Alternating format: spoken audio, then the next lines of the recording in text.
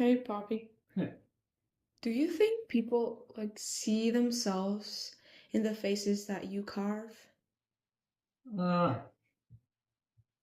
a lot of like when I go out to sell, um, people usually pick up a carving and say they see somebody else, like a friend or a relative. They'll be like, "Oh, hey, that looks like Grandpa Friedolf, or that looks like Uncle Joe, or or whatever." So I don't know about themselves necessarily that they say, but or like a wife will say it looks like her husband or something like that.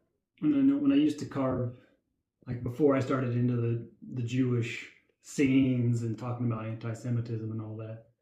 Um, when I used to carve more of the Swedish and the blonde and the beards and stuff like that, you would hear more of that stuff for Yeah. sure. Yeah, a lot of people would ask me if I've ever carved myself or if all the bearded ones are supposed to be me and all Yeah. that. I've never sat down and tried to carve myself, so I think it's more like their relatives and people they know or people they love that they look at a carving and makes them smile and remember that person. And I think a lot of the times that's why people buy a carving because it reminds them of someone, and that's been my goal is with the realistic faces is to reach people's hearts, I guess you could say, without sounding too corny, but to make them feel something when they see it. I'm not just doing caricatures or funny stuff, and that's fine. That's if that's your thing, but it's just for me. I wanted to try and delve a little deeper into it and give it a little more meaning for myself too. Kind of